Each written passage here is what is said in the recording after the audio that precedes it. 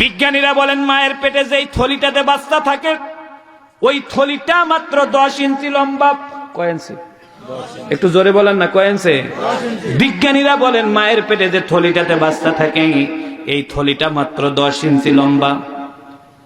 বিজ্ঞানীরা বলেন বাচ্চার বয়স যখন মায়ের পেটে 7 মাস 1 দিন হয় সেই দিন বাচ্চাটা 10 ইঞ্চি লম্বা হয়ে যায়। 7 মাস 1 দিনের দিনে বাচ্চা বাড়ার মতো মায়ের পেটে 1 সুতা পরিমাণ জায়গাও থাকে না। 7 মাস 1 দিনের দিনে সন্তানের পা নিয়ে সেট করে দেওয়া হয় মায়ের কলিজার নিচে। সৃষ্টিকর্তা কোথায় পাবেন বুঝাচ্ছি, ভালো করে বুঝেন। আমার রংপুরে একজন ডাক্তার ছিল কর্নেল আবু তাহের। উনি যখন এই তত্ত্বের কথা আমাকে বলে মাওলানা 7 মাস 1 দিনের দিনে সন্তানের পা গিয়ে মায়ের কলিজার পিছনে লাগে। আমি গোটাটা জীবন বাইরে থেকেছি। আমি চূড়ান্তভাবে আমার মা বাবার প্রতি দুর্বল। যখন উনি আমাকে কথাগুলো বলে আমি কাঁদতেছিলাম আর বলতেছিলাম, স্যার 7 মাস 1 দিনে যদি কলিজার নিচে সন্তানের পা লাগে মায়ের কি কোনো কষ্ট হয় না? উনি জবাব দিলেন, মাওলানা যেই দিন সন্তান তার মায়ের কলিজায় পা দেয় ওই দিন থেকে বাচ্চা যখন মায়ের পেটে 11 ইঞ্চি লম্বা হয় সন্তানের পা দ্বারা মায়ের কলিজাটা 1 ইঞ্চি উপরে উঠে যায়। সন্তান যখন 15 ইঞ্চি লম্বা হয় সন্তানের পা দ্বারা মায়ের কলিজাটা 5 ইঞ্চি উপরে উঠে। আমি জিজ্ঞেস করলাম, স্যার সন্তানের পা দিয়ে যদি মায়ের কলিজা 5-6 ইঞ্চি উপরে উঠে কষ্ট হয় না? উনি 5 বারের হাজি। তার আসলে মা বেঁচে ছিল না। উনি কাঁদতেছিল আর বলতেছিল, মাওলানা যেই দিন সন্তান মায়ের কলিজায় পা লাগায় ওই দিন থেকে ভূমিষ্ঠ হওয়ার আগ পর্যন্ত যেই সন্তানটা মায়ের পেটে কম নড়াচড়া করে এইরকম একটা সন্তান তার মায়ের কলিজার মধ্যে লাথি মারে 4500 বার। এইরকম একটি সন্তান তার মায়ের কলিজার মধ্যে লাথি মারে 4500 বার। আমি মনে মনে চিন্তা করলাম, আমি আমার মায়ের কলিজায় 4500 বার লাথি দিয়েছি। এই লাথিটা শুধু আমি দেই নাই, আপনিও দিয়েছেন। হুজুর স্টেজে বসে আছে তারাও দিয়েছে। আমি ওনাকে জিজ্ঞেস করলাম, স্যার মায়ের কলিজায় যদি 4500 বার লাথি দে মা বেঁচে থাকলো কিভাবে? জবাব দিচ্ছেন, মাওলানা এইরকম একটা ছোট্ট লাথি যদি পৃথিবীর কোন সন্তান বাপের কলিজার মধ্যে মারতো বাবা তখনই মরে যেত। আমি জিজ্ঞেস করলাম, স্যার কোন কেমিক্যাল রিপোর্ট আছে কিনা? বলছে লন্ডনে 9টা কেমিস্ট্রি বড় বড় 9 জন ডাক্তার বাপের কলিজা মায়ের কলিজায় একসাথে গবেষণা করেছিল। তারা গবেষণা করে বলে বাপের কলিজায় এই 4500-এর একটা যদি লাথি মারতো বাবা তখনই মরে যেত।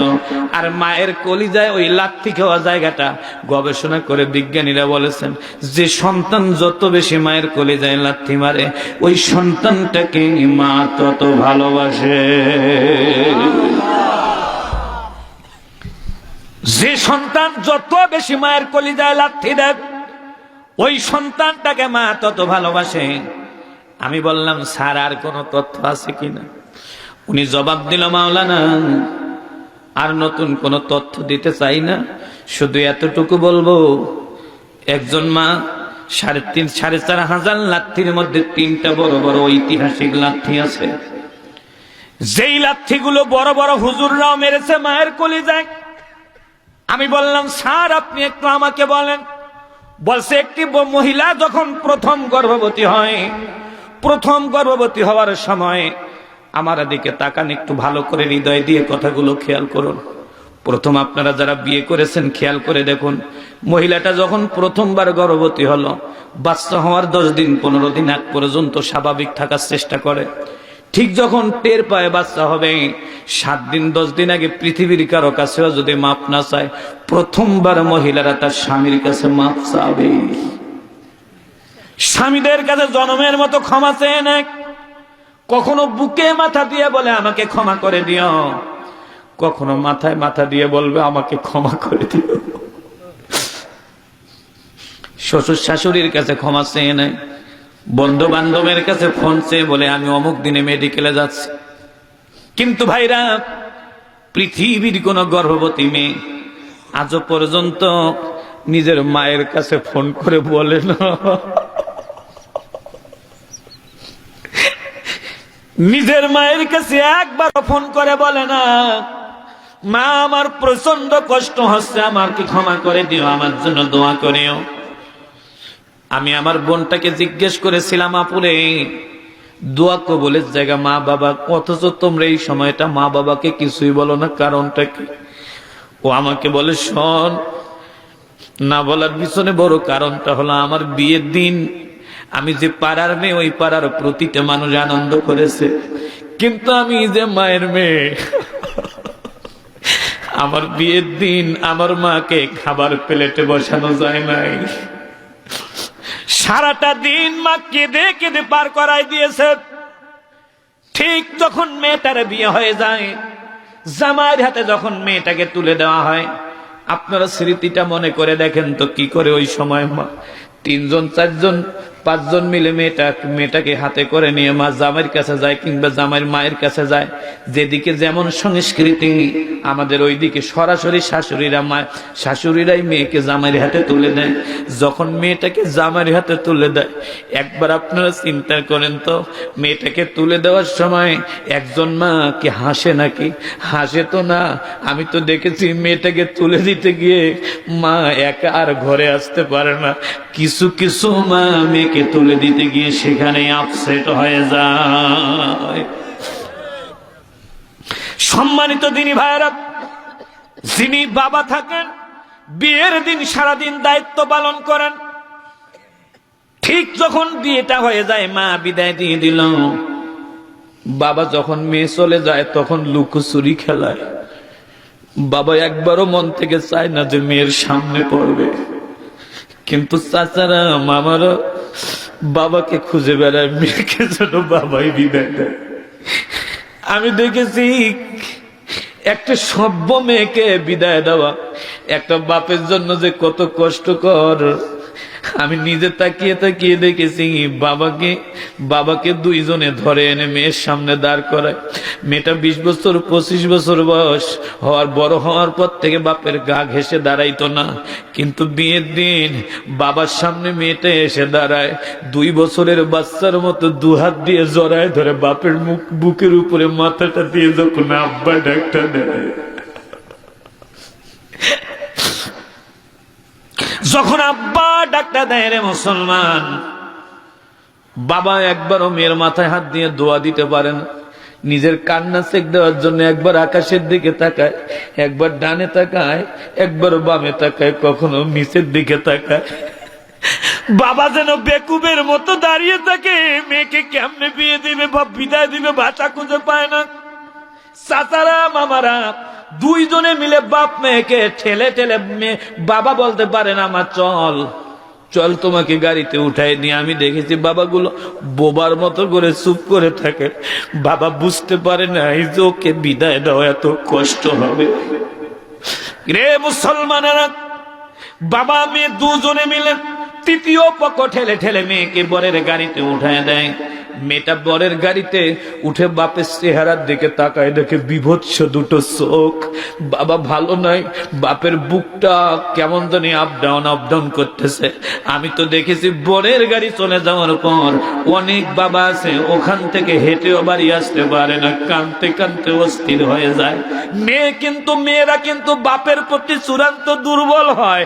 মেয়েরা গাড়িতে বসে বাপের এই সিনারি দেখে মনে মনে একটা সিদ্ধান্ত নেয়, শ্বশুর বাড়িতে যদি না খেয়েও থাকি, আমার কারণে কোনোদিন আর আমার বাবাকে কষ্ট দেব না, মাকে কষ্ট দেব না, চাচাকে কষ্ট দেও না। এই জন্য মেয়ে দেখবেন বিয়ের আগের মেয়ে আর বিয়ের পরের মেয়ে সম্পূর্ণ আলাদা হয়ে যায়। শ্বশুর বাড়িতে না খেয়ে থাকে মাকে বলে না, শ্বশুর বাড়িতে না খেয়ে থাকে বাবাকে বলে না। জামাই মার দিল মুখ খুলে জামাইকে বলে না। একই কারণে পেটের কষ্টের কথাও মা বাবাকে শেয়ার করে না কোনো মেয়ে। আমার দিকে তাকান প্রিয় ভাই, সাথীরা, আমার বিজ্ঞানীরা বলেন 4,500 লাঠির মধ্যে এই 3 নম্বর লাঠিটা দেওয়ার জন্য যখন মেডিকেলে তাকে ভর্তি করা হয়, বুক নাভি থেকে এই পর্যন্ত একটা পর্দা টেনে দেওয়া হয়। পর্দাটা টেনে দেওয়ার পর নার্স ডাক্তাররা থাকে পিছনের অংশ, উপরের অংশে আত্মীয় স্বজন। বিজ্ঞানীরা বলেন 4,500-এর মধ্যে সবচেয়ে বড় লাঠিটা ওই সময় সন্তান তার মায়ের পেটের মধ্যে মারে। লাঠিটা এত জোরে হয়, বিজ্ঞানীরা বলেন এমন জোরে লাঠিটা হয়, লাঠির আঘাতে সম্মানিত দিনী ভাইরা ডিম্বের 7টা পর্দা ফেটে যায়। মা জননী পানি পানি বলে চিৎকার মারে। ডাক্তাররা বলে মুখে পানি খাওয়া যাবে না। তিরমিজি শরীফের হাদিস, ওই সময় গোটা পৃথিবীর সমস্ত পানিগুলো যদি মাকে দেওয়া হয়, মা সব খেয়ে ফেললো, মায়ের পিপাসা দূর হবে না। বিজ্ঞানীরা বলেন আমরা আশ্চর্য হয়ে গেলাম, একদিকে পানি খেতে দিচ্ছে না, অপর দিকে ডিম্ব ফুটা হয়ে গেছে। বিজ্ঞানীরা বলেন রে মুসলমানেরা, বিজ্ঞানীরা বলেন 2 নম্বর লাথি যখন মারে জরায়ুর 7টা পর্দা ফেটে যায়। বিজ্ঞানীরা বলেন এই সময় আমরা কত বড় নিষ্ঠুর, মা চিনলাম না রে ভাই, মা চিনলাম না, আমরা কত বড় নিষ্ঠুর। এই 2 নম্বর লাথি দেওয়ার পর মায়ের শরীর থেকে 1.5 মিনিট রক্ত বের হয়। এই রক্তের পরিমাণটা হয় 2 কেজি।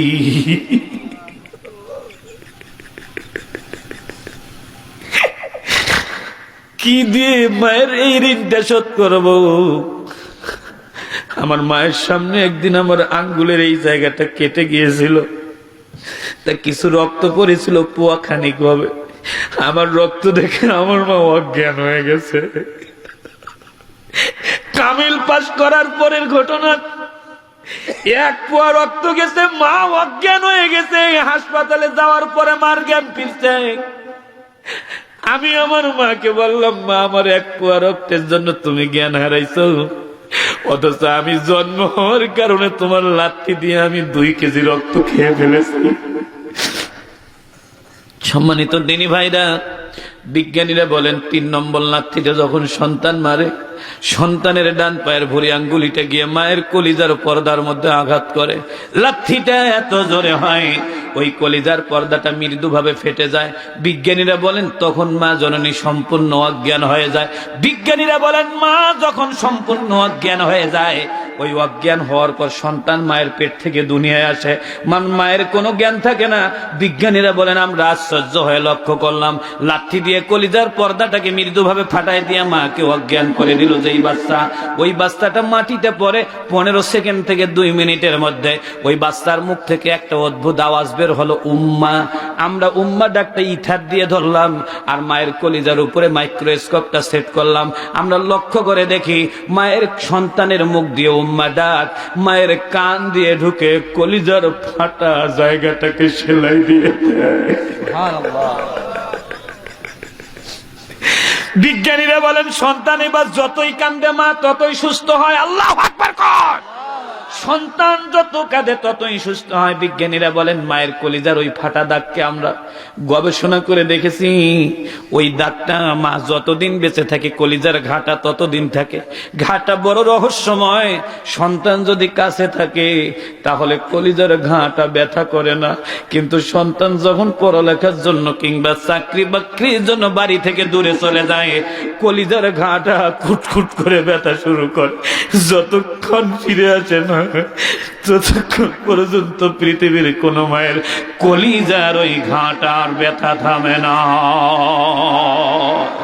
আজকের ময়দানে হতভাগা কারা আছেন হাতটা তুলে দেন, কার কার মা নাই একটু হাতটা উঁচু করে উঠে দেন। ও আমার আল্লাহ,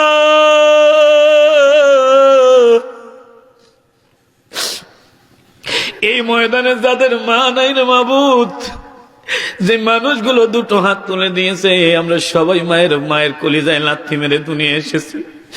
আল্লাহ গো, পৃথিবীর কোনো কিছুতে এই মানুষগুলোর ঋণ পরিশোধ করা যাবে না।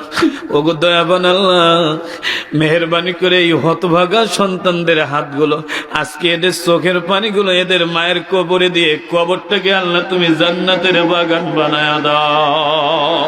একটু জোরে জোরে বলতে হবে আমিন, আর একটু জোরে জোরে বলতে হবে আমিন। এবার যাদের মা আছে এই ভাগ্যবান মানুষরা হাতগুলো তুলে দেন। যাদের মা আছে, মা যাদের আছে হাতটা তুলে দেন। আমার দিনী ভাইরা, আমি আপনার